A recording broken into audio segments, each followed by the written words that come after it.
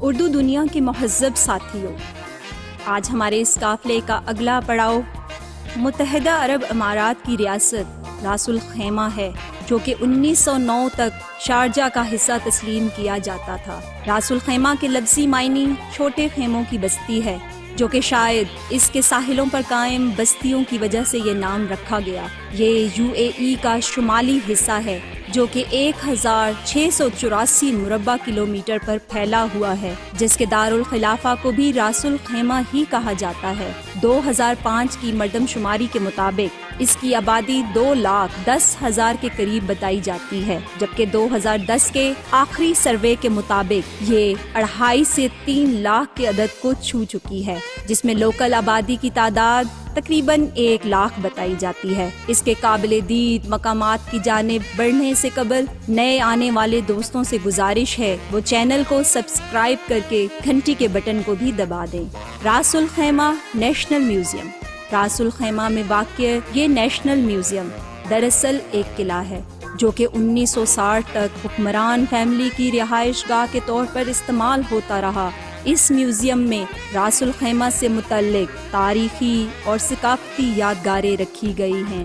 اس کا مین ہال، جو کہ فرسٹ فلور پر واقع ہے، خاص طور پر سیاحوں کی توجہ کا مستحق ہے، جس میں اہم تاریخی دستاویزات اور خاص طور پر برطانیہ اور راس الخیمہ کے درمیان ہونے والے معاہدہ کی دستاویز شامل موجود ہے۔ یہاں پر نہ صرف پرانے روایتی ہتھیار بھی نمائش کے لیے رکھے گئے ہیں، جن کا تعلق حکمران خاندان سے بنتا ہے۔ اس کے علاوہ آپ کو یہاں پر ایسے آثار قدیمہ بھی ملیں گے جو مسلمانوں کے ابتدائی عہد اقتدار کی ترجمانی کرتے ہیں۔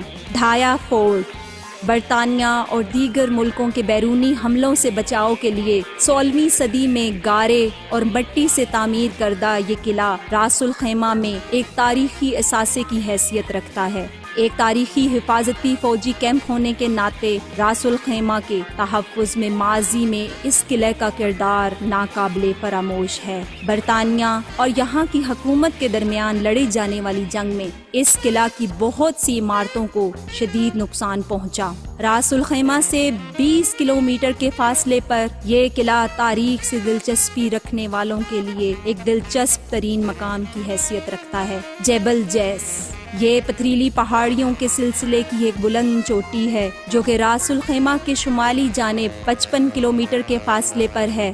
اس چوٹی کا نظارہ کرنے کے لیے یہاں کی حکومت نے 20 کلومیٹر لمبی سڑک پہاڑی کو تراش کر تعمیر کی، جو سانپ کی طرح بل کھاتی ہوئی سیاحوں کو عین اس کی چوٹی پر پہنچا دیتی ہے۔ یہ UAE کی بلند ترین پہاڑی ہے، جس کو مستقبل میں انتہائی دلکش اور خوبصورت تفریح گاہ بنانے کا منصوبہ زیر غور ہے، لیکن اس سے قبل آج بھی یہ دل فریب نظاروں کی حامل ہے۔ حجر ماؤنٹینز یہ بھی اسی پہاڑی سلسلے کا ایک اور نظر فریب مقام ہے، جو کہ اپنے مخصوص موسموں اور کوہساری نظاروں کی بدولت عربوں کے قدیم ذوق کی نمائندگی کرتا نظر آتا ہے۔ اس کے ارد گرد پھیلے ہمہ وقت صورتیں تبدیل کرتے صحرا اور دستے قدرت سے تراشے ہوئے خوبصورت پہاڑی مناظر کے بارے میں کہا جاتا ہے کہ یہ مقام جدید دنیا کے باسیوں کی سوچوں سے کہیں زیادہ خوبصورت اور پرکشش ہے۔ راس الخیمہ بیچ۔ اگر ہم راس الخیمہ میں موجود اس خوبصورت